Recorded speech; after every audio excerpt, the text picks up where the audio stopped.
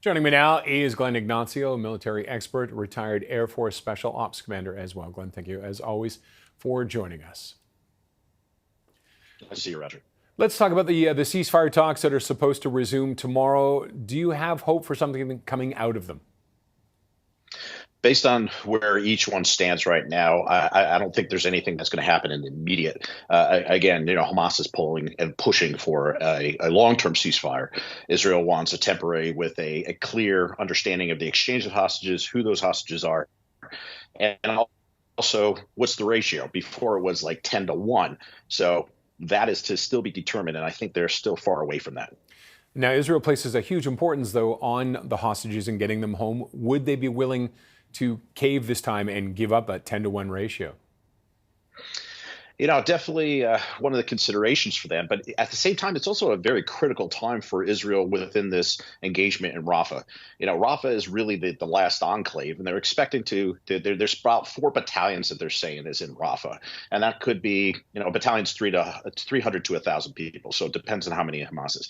But it's almost like running a marathon and you're in the last mile. Are you going to quit? So I believe Israel really wants to prosecute through Rafah to complete this entire engagement, yet at the same time get the hostages out. The other thing is let's take a complete opposite view than most people have taken, is if this is the last mile and they are able to clear through Rafah, does that mean we are going to come to an end? So instead of looking at it as so negative, is there a positive at the other side? And so that is something that Israel is looking for, but the hostages have always been on the forefront of everybody's mind. Now, there has been some political pressure. We're starting to see some demonstrations, it seems, in Israel regarding against Netanyahu. Will that be a factor at all? What we've seen with Netanyahu, and this is not just presently, but also historically, is he's going to continue the way it is, regardless if it's pressure from either protests, he is facing a lot of political issues, but also outside the international pressure. You're seeing the United States make all these statements with some of our senators and the president, and there's a red line. Well, guess what? Honestly, it's not really our space to do that, but I believe Netanyahu's going to prosecute what he feels needs to be prosecuted, and that is eliminating Hamas's infrastructure and ability to strike Israel. Rafah is the last segment, so I still think he's going to prosecute that regardless. And if the Israelis go into Rafah, it sounds, they say they have a plan or they're working on a plan to get people out, civilians out, but is that even feasible? And what would unfold if they actually do go in there? So it's going to take time. So what they're trying to set up is about 4 or so humanitarian islands, but that's evacuating about about 1.4 million out of that area. And they're supposed to set up food and everything for them. That sounds great. But to be able to move that very quickly and then move into Rafah to eliminate Hamas, that's going to take a lot of time and it's going to be very delicate. So I would love to get to a closure on that, but that's what they have to do. And it is possible, but how long is it going to take? That's the biggest concern for the humanitarian involvement. What would the international reaction be to that if they go into Rafah? Well, as you're saying, everybody is saying, don't, it's the worst thing. This is horrible. There's the red line in the sand.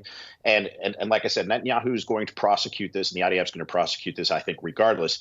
But like I said, we have to look at it opposite, not as a political standpoint, but if this is the last engagement, if this is the last enclave, then Israel technically is done.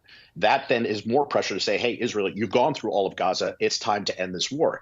I think that is one of the things that we should do. And again, take an opposite view of operationally, they have cleaned Gaza of Hamas to the best of their ability. That would be better and it would accelerate things. But again, the political international protests are saying not to, but I think Israel is going to. Would we see any international embargoes or anything like that or restrictions for Israel? Good question. The United States and President Biden says, hey, this is a red line in the sand, but it is still providing aid, of course. So saying we're still supporting Israel. So which side do you take? I think that's one of the biggest situations that are facing from both the United States. The other thing is Israel is actually coordinating with Egypt about this Rafah engagement because Egypt is concerned about a lot of Palestinians going into Egypt and escaping. So they're starting to do this by coordinating with coalitions. And in fact, those humanitarian islands I spoke of earlier, they're working with international actors, that's their terms, but international agencies and companies or countries, to help that evacuation. So they're working more with the international community. But yes, there's a significant amount of pressure and there could be embargoes in the future if they don't stop this after Rafah. Okay. Glenn, thank you as always for your insight. Absolutely good to talk with you today. Glenn Ignacio is a military expert, retired Air Force Special Operations Commander.